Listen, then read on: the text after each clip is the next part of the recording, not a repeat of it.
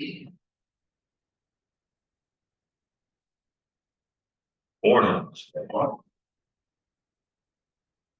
Great to see everybody out this morning. Well, you could have chosen me anywhere in the world and chose to be here. I'm glad you're here, so let's go. Does everybody who would like one of these have one of these? So say, man, everybody's got one. Yes, all right, just keep your hand up and they'll come around to you. Man, it's great to be back. I love vacation, but vacation always makes me so unbelievably tired. And then I come back and I feel like I'm just behind trying to catch up. And I love to preach. Even on vacation, we try to plan our trip out. We stopped in Savannah on the way, we worship there. And they're actually looking for a preacher there. And the preacher over at Goldville Road, he used to preach there like 7 years ago. And so I asked him, so you think they let me preach if I ask them ahead of time? He says, yeah, they probably will. And I got a number for someone, but it ended up not working out. They were happy to let me come and preach, but I ended up not being able to get there early enough. We got there right in time for worship, and then we ended up worshiping in a Concord in Orlando before we came back. But all in all, a good trip. If you want to know more about it, ask Shelby. She'll tell you all about it. Our Friends and Family Day is coming up. Man, I feel really loud. Am I really loud? I feel like I'm really loud. I'm always loud, but I feel extra loud. Our Friends and Family Day is coming up at the end of next month. I didn't make a flyer just yet, but I will get one to you as soon as possible. As usual with the flyers, they are to serve as invitations as well. So all the information that's needed to tell your friend or your family, whoever, just give it to them. If you're not good with having a conversation or initiating an invitation that way, just hand them the flyer and it's self-explanatory. And I'll get those to us as soon as possible. The date will be the 26th, the last Sunday of the month. And what we'll do, just like we'll do today, we'll eat after we have our Friends and Family Day sermon and worship and all that. We'll go into our fellowship meal and, serve all our guests. The day before that, the last Saturday of the month, will be our clothing giveaway. And that's what those flyers are you got this morning. So if you have any winter clothing, coats, mittens, gloves, scarves, anything like that, be sure to bring those things up so that we can give those things away at the end of this month. Monday night, the we'll talk more about it. One last thing before we get started. My birthday is on Tuesday. I tell you all that so you all can give me gifts. My birthday is Tuesday. That marks 3 years ago to the day in which we moved into Gastonia. And my very first Sunday was October the 1st. So this will be the beginning of our 4th year here with the church in Gastonia. And that's been a really good time. We have really enjoyed working with y'all. We love all the work we've been doing, the growth that we've had. We look forward to this next year. So, congratulations to us. And cheers to another year. All right. When we got to Disney, our very first day at a park, we went to Universal Studios. And at Universal Studios, they have all these things there. They have an Indiana Jones show. They have Star Wars in the back. They have all the Disney Junior stuff you can do to the side. But on the very back side of the park, one of the newer parks that they have back there is a Toy Story theme park. And it's like Andy's room is what it's supposed to be. So you walk in, you see Woody, you see Buzz. If you've ever seen Toy Story, shame on you. Go to somebody's house who has Disney Plus. If you have Disney Plus and you watch Toy Story today, this is your assignment. But you go into this theme park, and the very first ride that we ride is the Slinky Dog. And then the music that's playing, the instrumental is for the song, You Got a Friend in Me. And if you've seen Toy Story, you know that this is kind of the theme of the whole movie, making friends and having a friend in one another with Woody and Buzz throughout the movie. And so with that, I got to thinking about Matthew 4 in particular, and which store we'll go today. And the idea that sometimes whenever we're looking for a friend, we seem to only ever find friends in the world because they seem to be the ones who are so inviting and so welcoming, and they'll welcome all your flaws and all your shortcomings, and you're just like us. And it's so easy to fall into those group of people to where we feel like that I found a friend in this world. And they'll say, this is true, you have found a friend in me, and they'll invite you in with all the sinful things that you don't actually need. It puts me in mind of what James says in James 4, verse 4. Adulterers and adulteresses, do you not know that friendship with the world is enmity with God? But it seems to be so easy to make friends with this world. It's similar to what we're going to read here in 1 John. In 1 John 2 and verse 16, John is going to record that the reason why the world is so enticing is because the things that God offers us, we oftentimes deny for the easier fruit that's offered through the lust of the flesh, the lust of the eyes, and the pride of life. But those things are of this world. He says here in 1 John chapter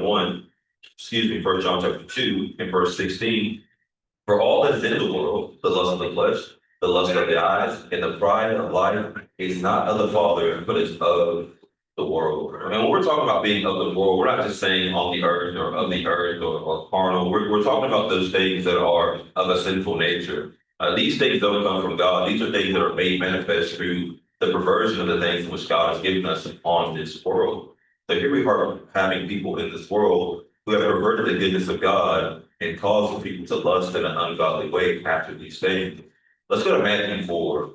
The reason why I want to go to Matthew 4 is because I feel like this is what Satan is trying to do in all of our lives. He does it to Jesus here in Matthew 4, as we'll read, but he also does it to us in all of our lives. The world does it to us in our lives. There's a slight whisper in our ear telling us that if you are my friend, then you will do these things. Or if you are looking for friends that you want to fit in, then you will do these things. And oftentimes it is those very things that John has made mention of here in 1 John chapter 2 and verse 16. They'll tell you about how you can make your body feel better and how the lust of the flesh should be fulfilled. And we're all going to do these things. We're going to fit into this group and we'll be friends in doing so. Or maybe they'll tell you that we see all this stuff. It's fun. They're having fun. You're having fun. You can join us and we will just do what we do and they invite you in. Or maybe they'll play on your pride.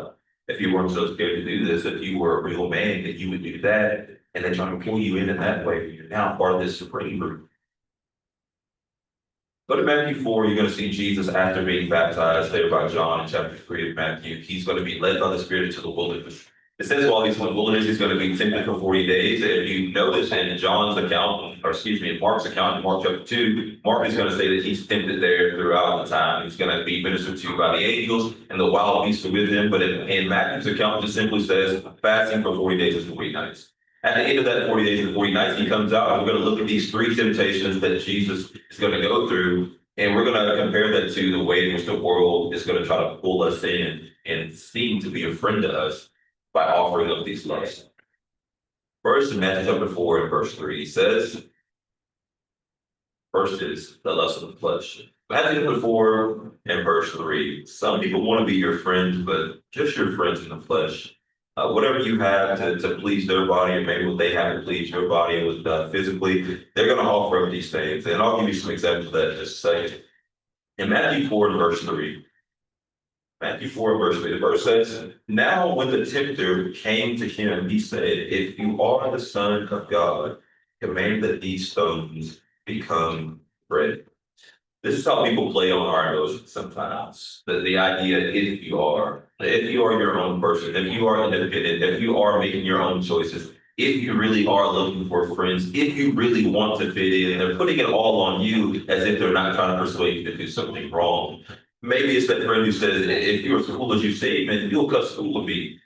And if you really want to be cool with us, if you really want to be down with us, then, hey, you grab one of those candy bars, I'll grab one of those candy bars, we'll just walk out of here. They'll introduce you to all these sinful things as a means to building some kind of camaraderie. Let's go to 1 Corinthians chapter 15. Friends that sin together aren't any kind of friends to me, but sometimes we seem to want to be those that are pleasing to our flesh. Ever had that person that you click with about the wrong things? You know, the person who likes to gossip a lot. Well, you like to gossip a lot. So since y'all like to gossip and talk about each other and make fun of people, you kind of hit it off. That's not a good friend to have.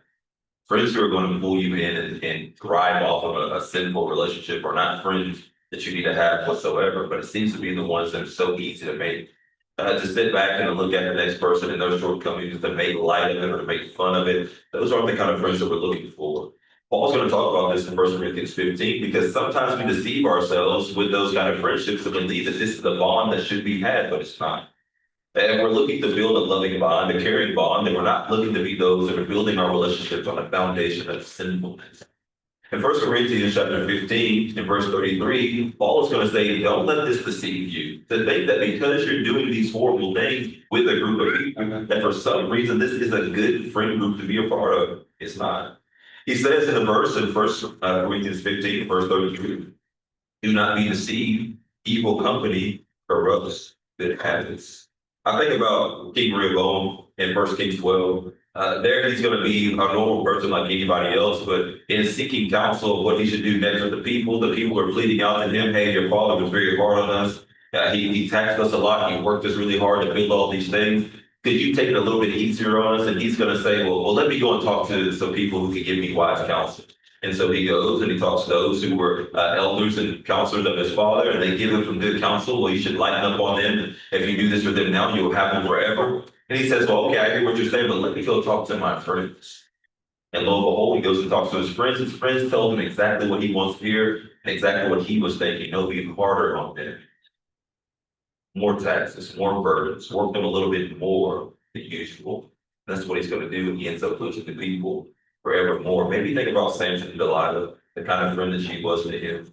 That here she is doing all these things to get closer and closer to him, just close enough to take everything from him. We're looking for friends who are not just going to be a fun time in the sinful things, but those who are going to be fun when it comes to promoting godliness. Let's consider the social aspect of it. Let's go to Proverbs 13. Proverbs 13. When I think about friends, I think about the social aspect. And unfortunately, most people aren't as social as they used to be. The only socializing that most people do is on social media.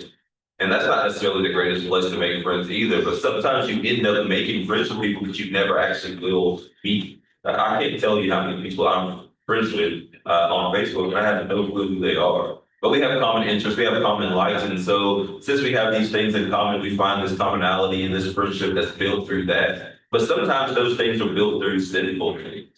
Just like when Jesus is being tempted here with this, if you are the Son of God, then you're going to do this bread of life. You're going to make this bread, rather, make this stone into bread. Some people will do the same thing in social media. If you are someone who supports what I support, and you're someone who believes what I believe, then you're going to be someone who's sharing the same kind of conversations that I'm sharing in. There's been so many times in the past where so often that I had to change my settings on Facebook. People would just tag me in things. They would tag me in things, me and like 100 other people. And they assume that this is something that I would promote or agree with because I may have said one thing in the past about something similar. So maybe, I don't like the Dallas Cowboys. I don't. I'm an Eagles fan, even though I'm from Texas. Nonetheless, I don't like the Cowboys. Sorry to all you Cowboys fans out there. Shame on you for ever supporting this team. America's team. Terrible. Nonetheless, here we have people who are going to see me say something about the Eagles or say something about the Cowboys that's not so positive because I want them to lose. And in doing so, they may share a hateful hate speech type meme and then tag me in that. I don't agree with that. But nonetheless, here comes the peer pressure expecting me to like this because, well, I said something in the past. It happens in real life too. Are you going to bump into people who necessarily don't necessarily think exactly how you think? But they think close enough to how you think, and so they try to pull you in to their line of reasoning. The Proverbs writer talks about this in Proverbs 13 and verse 20. Proverbs 13 and verse 20 says, he who walketh with wise men will be wise, but the companion of fools will be destroyed. It seems a bit harsh to say that, if you keep companionship with those who aren't the smartest, or those who aren't the brightest, or those who aren't the most faithful, that somehow your life is going to be destroyed, but it's true. And I see it happen all the time. Think about it this way. Maybe it's not the fact that you physically are going to be destroyed, but your reputation. Every time I see this person, they're hanging out with the filthiest of crowds. Every time I see them, they're associating with the lowest of people, and I don't mean harm.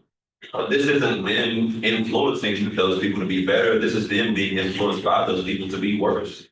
Maybe your reputation is ruined. Maybe this ruins your marriage because your wife or your husband is telling you, I really don't like you hanging around them. But I see how different you act when you are with them. They're not wise, and I see you here not being wise either.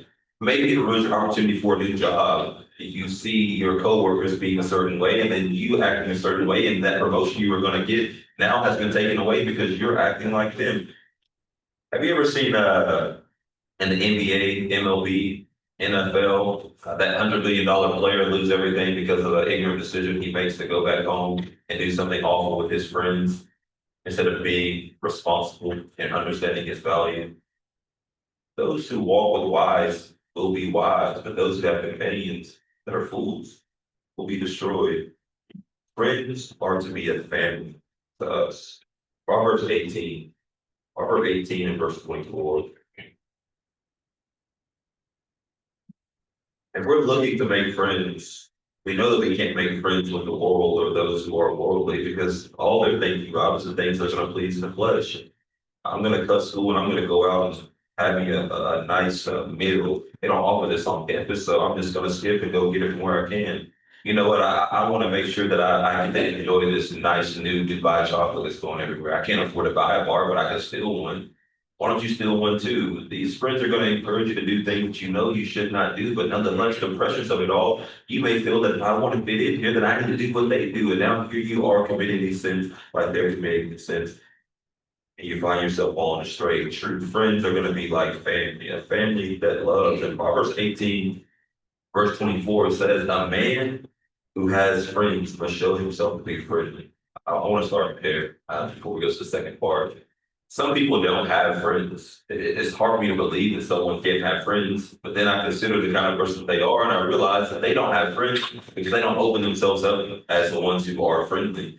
Be the one who's inviting, and the attitude you put out is one you will receive back. He goes on to the second half, which I want to focus on. But there is a friend who sticks closer than a brother. I always found this verse to be interesting, the idea of a friend sticking closer than a brother. But then I gave it a little bit more thought. I think this is very true. Obviously, the Holy Spirit has inspired it, but nonetheless, friends are people who you choose and who choose you, and you do it over and over again. Family, that's not the case. My kids, they had no choice in who their parents were going to be. Same for you. We didn't get to be born and then say, well, I think I'll take them. They seem pretty good. Michael Jordan would have been a good parent to have financially, but a horrible parent to have when it comes to everything else. I don't know if you've seen his kids lately. But nonetheless, we don't have a choice in that. We have a choice in our friends. And as we choose our friends, we should choose those who are going to encourage us to do the godly things. The world is going to whisper in your ear time and time again, I want to be your friend, and you can be my friend. We're going to have to do those things that are pleasing to us and not worry about what God is expecting of you. Sometimes the world is going to play on your pride of life. If you are who you say you are, and you're so holy, you're so great, and you're going to do the way you see. Let's read Matthew 4 again, verses 5 and 6. Matthew 4, verses 5 and 6. We all want to have proud friends, and we all want to have friends who are proud of us.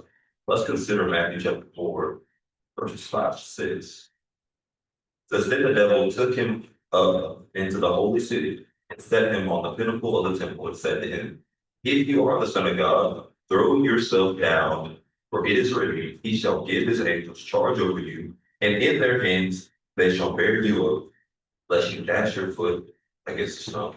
These things are great that the devil is saying. And these scriptures are true even. He's going to, of course, quote from the Psalm, and he's going to use this verse, and out of context, he's going to say these things. It is true that God is going to protect his son. It is true that God would want to do everything to make sure that Jesus isn't to be harmed, at least not in a way which would not bring about his will.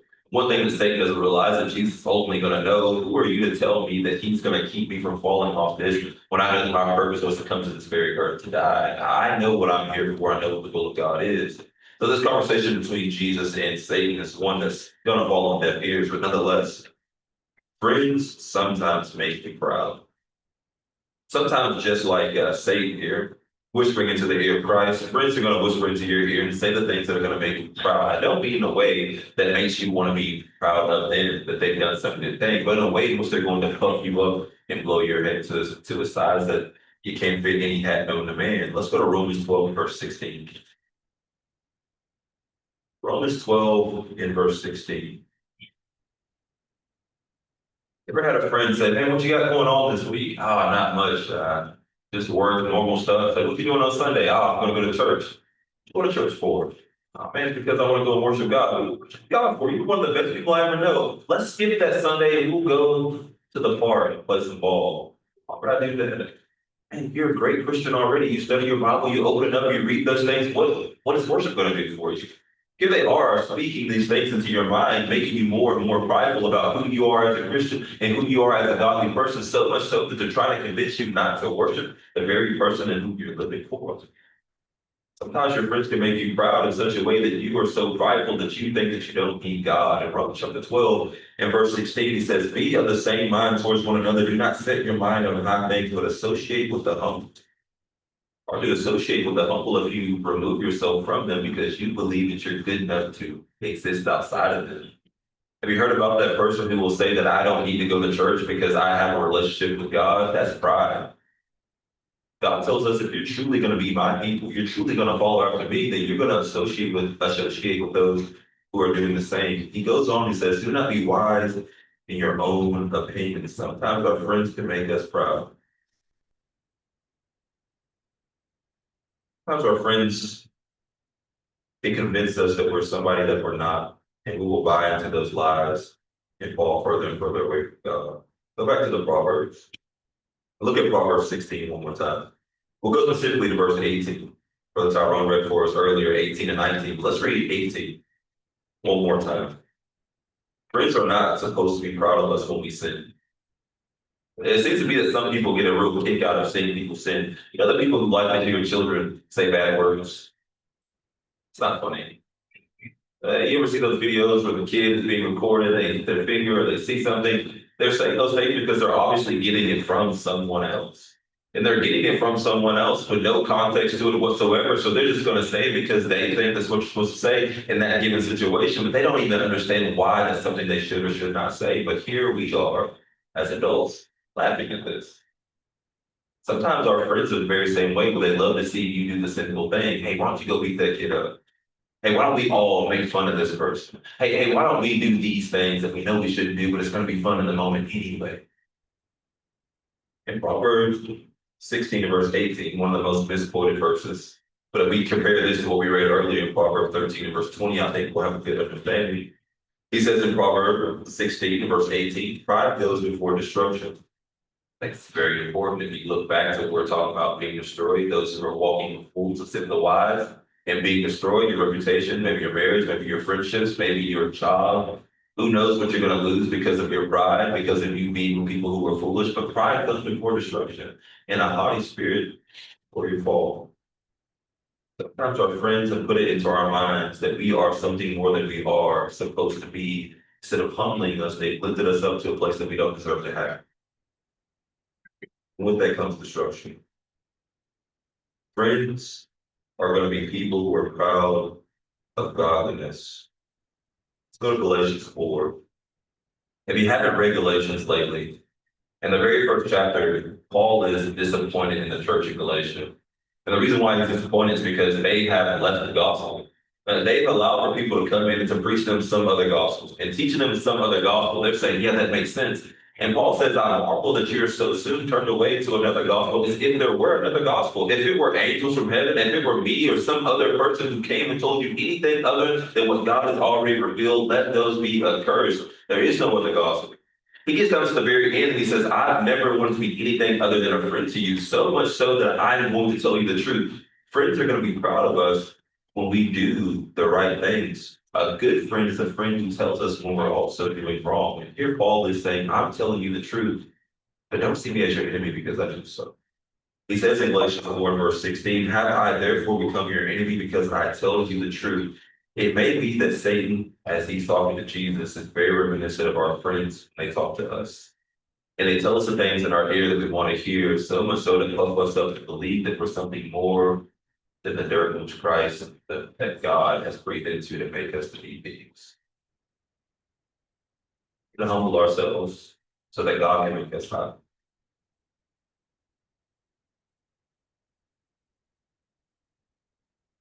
The last thing that Satan tries to use is the lust of the eyes. Sometimes we struggle with what we see in the people that we want to be friends with. We will go over to Matthew chapter 4, verse 8 and 9. You're going to have Jesus be tempted with the flesh.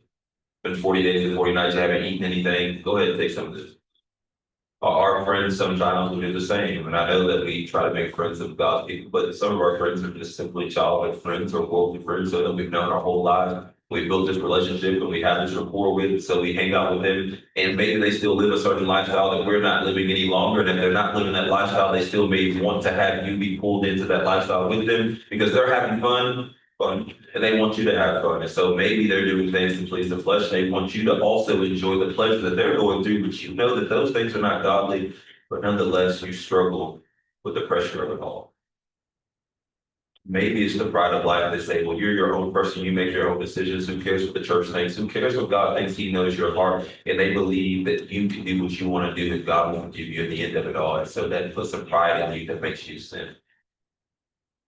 Maybe it's just you are seeing them have a good time. It looks so good. It looks so fun. I want to engage, and I don't know what it's like, but it seems to always look like something that I would enjoy doing, and our eyes can be deceiving. In Matthew chapter 4, verses 8 and 9, this is what Satan is going to try with Christ. He's going to say again, it says again, the devil took him up on an exceedingly high mountain and showed him all the kingdoms of the world and their glory. And he said to him, all these things I will give you if you will fall down and worship me. Let's go to Acts 17. Acts 17. I think this may be the hardest thing for us. The lust of the eye.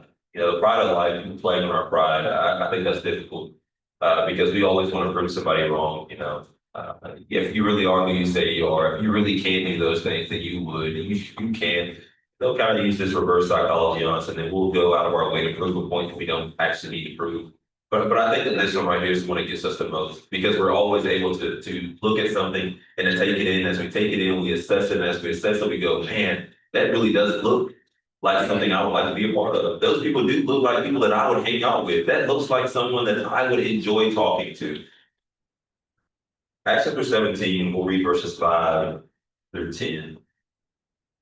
Whenever you're looking for friends, as we often are doing, if you've ever moved into a new place, then you know this very well. Coming into a new congregation, starting a new job, moving to a new city, as you move to these new places, you're looking for like-minded people. Maybe the first thing that you'll catch is their style. Like they dress like I dress. They're wearing a hat that has a team that I support on it. This are little things that we're going to find about these people that we can have conversations about. With those conversations, we start to build a relationship. And with that relationship, we're moving towards friendship. Maybe we see someone out doing a job or playing a sport. We like their ability. Maybe we see how popular or well known someone is amongst the community. We want to be like them or close to them or to know them and why other people like them. And all these things will draw us in based on what we see in our perception of these people. But when you're looking for friends, look for friends like Jason. Here in Acts chapter 17, we're going to have Paul. We're going to have them traveling through on his missionary journeys, his first missionary journey. As he's traveling through, he's going to run into so many people who don't want to hear his preaching alongside us. So as they're going through these cities, they're going to find like-minded people who are going to be able to protect them and take care of them. And one of those people is going to be Jason. There's going to be other brethren who are mentioned here, but not by name. But Jason is mentioned by name. Notice the kind of friend that Jason is to Paul. These are the kind of friends that we are looking for. He says, starting in verse 5, Acts chapter 17, verse 5 through 10. He says, but the Jews who were not persuaded, becoming envious, took some of the evil men from the marketplace and gathering a mob, set all the city in an uproar and attacked the house of Jason and sought to bring them out to the people. I want to stop for a second. If you know, as we read through this, you're going to see two types of people and two types of friend groups. You have the verse that we just read through here in verses 5 in verse 5.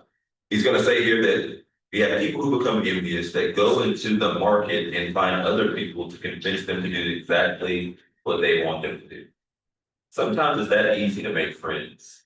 You get in an uproar about something, you're angry about something, you go out and you find other people, and you make them angry about the same thing as you, and now you build this bond that's on nothing. After you have this fight, after you go in your angry mob, you don't still hang out or you don't have anything in common anymore. Sometimes the friend of my enemy of my enemy is my friend. Sometimes that's the case. If I can find somebody who's mad about the same thing that I'm mad about, then I guess we're going to be friends now. That's not a good way to build friendships. First thing we see here in these verses that we're going to have people who are persuading other people to be angry about something just because they're angry about me. They might not even care, but nonetheless, they get up in an uproar and they go in this funk to attack. Go on to verse 6. It says, but when they did not find them, they dragged Jason and some brethren to the rulers of the city, crying out, "These who have turned the world upside down come here too." I think this is interesting that they're going to go to Jason, and Jason's first day isn't to say, "I don't know what you're talking about. Had nothing to do with me. I'm not those people. I wasn't saying anything. I know what you're talking about, but listen, it wasn't me." Jason doesn't say anything. At least it's not reported that Jason has any words for these people. He keeps going. He says, "Jason harbored them, and these all are acting contrary to the decree of Caesar, saying there is another king, Jesus." And they troubled the crowd and the rulers of the city when they heard these things. So when they had taken security from Jason and the rest, they sent them to go. Sent them to go. Or they let them go. Then the brethren immediately sent Paul and Silas away by night to Berea. And when they arrived, they went into the synagogue of the Jews. They dragged this man out of his house. They dragged the other brethren out of his house. They take him to the highest council that they can. They try their best to intimidate them and to scare them. They talk about how he harbored Paul and Silas, when in reality, what he did was he loved them, he protected them, he fed them, he was encouraged by them, he encouraged them. He wasn't just hiding away, he was doing the godly thing that a friend would do. And all this, he didn't rat them out. He didn't say that, oh, they're hiding out my house, they're under the floor. He didn't say anything. He just lets them say what they want to say. When the time comes, he's able to go and then sneak his brethren out of that city to the next place. These are the friends that we're looking for. If you're just looking for friends with an eye test, you're looking for friends who would do things like this. You're looking for friends who, if you were paraplegic, they would lower you down through the tile so that you can see the Savior to be healed. You're looking for friends who are going to, if you are a leper, carry you every single day to the gates so that you can ask for alms. You're looking for friends who are going to rejoice with you when you are rejoicing, will be sad with you when you're sad. Let's go to Colossians 2 and verse 5. We know the kind of friends that we're looking for, but what kind of friends are we going to be? Because if you go back to Proverb 18, then you'll see that if someone is wanting to have friends, you must show yourself to be friendly. So what kind of friend are you going to be? Can people say to you that I believe that in you I found a friend, and vice versa? Colossians 2 and verse 5. The kind of friend that I want, the kind of friend that I want to be is a no strings attached kind of friend. When it comes to me seeing you happy, I don't want it to be that your happiness is predicated on my happiness. I only want to see you joyful if I'm joyful. If I can't enjoy what you're enjoying, then you shouldn't have it either. That's not friendship. Here in Colossians 2 and verse 5, Paul's going to talk about that. For though I am active in the flesh, I'm not with you. I understand that.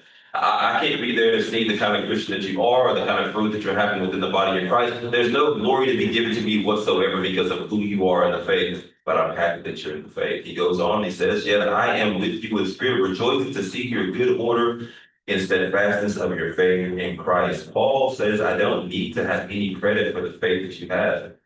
I can establish every congregation in the region. I can help every single one of them to grow. I can see that you are prospering on your own, and no credit needs to be given to me whatsoever. That's a friend. We should be the kind of friends who want to give the helping hand just because it's the helping hand. We want to be the kind of friends who are seeing our brethren do well just because it's good for them to do good and to do well. The love languages. I talk to couples and people about the love languages a lot. And in the love languages, there's one of them that is acts of service and then gift giving. And it's interesting that people will call themselves those who love be the gift giver. And I always challenge that to see if they really do love to be the gift giver. Because in that, some people say that I want to give these gifts, but then they expect to get a big thank you back for the gifts. If you want a thank you for the gift, then you're not about gift giving. Because the true joy came in actually being able to give the gift. If you are a good friend, the true joy comes in simply just being a good friend, not in the thank you that you get for being a good friend. Paul says here, I'm proud of you from a distance. I don't need any glory or any pat on the back for the part that I had. in your faith. But finally, here in Luke chapter 15, Luke 15, verses 8 through 10, we want friends who want to see us do good. If our eyes are going to be tempted, if we're going to have to look out into this world for friends, as we're looking for friends, we're looking to be the friends that are celebrating others, but also we're looking for the friends who can celebrate us. Not just the friends who will tolerate us, but the friends who will celebrate us. In Luke chapter 15, verse 8 through 10, you have the parable of the lost coin. And here you're going to have a woman who's going to lose her coin, and in losing her coin, she's going to clean the whole house to find this coin. When she finds this coin, she's able to call her friends to rejoice with them. Those are the friends that we want, not the ones who say, well, what good is that to me? You found a coin. Can I have a piece? Oh, you found a coin. Can we split that and we can go out to dinner? No, a friend who's simply happy because something that I lost has been returned back to me, but even more so when it comes to our salvation. See this in the very end of it. It says in Luke chapter 15, verse 8 to 10,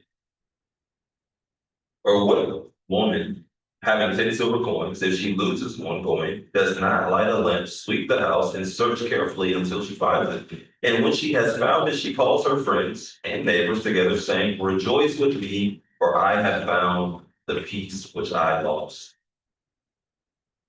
He's going to say this so that he can liken it to when we have been lost and then finally return back to God, or whenever someone who has never known God is being baptized in Christ. He says it's just like if someone has lost a coin, then they find it, they should be able to call all those who love them and let them know how happy they are, and they will be just as happy. It says, likewise, I say to you, there is joy in the presence of the angels of God over one sinner who repents. There's two ways you can read this. You can either read this that angels are in one another's presence, and so they are rejoicing, or you can say that God is in the presence of these angels, and he is rejoicing.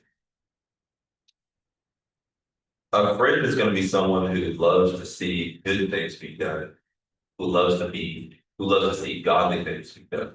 When we're looking for friends, we're not looking for good people. We're looking for godly people.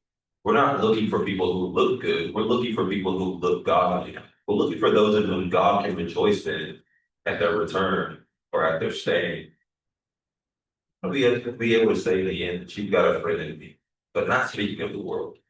You can look across the pews one to another. Both of these are people that you can call your friends. You know what's odd about church, and maybe you guys could prove me wrong here, but I've noticed this throughout churches in all the world. Most of the church, most of your friends aren't church.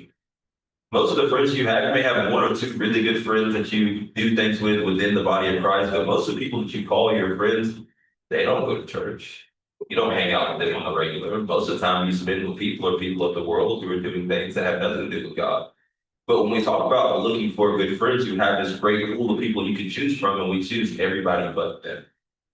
The next time you want to go hang out, maybe call one of your brothers. The next time you want to go golfing, want to go bowling. The next time you want to start a new group, a book club, whatever it may be, maybe start with the people that you know are going to be like-minded, those who are not going to give into the lust of the flesh, lust of the eyes, or pride of life. Maybe those who are not hearing the whispers of the world are being led astray from the gospel. Maybe we call those who are thinking godly thoughts as we should be thinking godly thoughts. Then you can say, you've got a friend in me. Maybe if here this morning you don't have a very good friend, one who's ever told you about the gospel. Well, hopefully you've heard it here. Maybe you've learned something in this morning that has convinced you that you need to put on Christ in baptism. We can help you with that. Maybe you'd like to have a little conversation about it, and we'd love to be friendly towards you to give you more information. So whatever your need may be here this morning, make it run as we say. And as we say.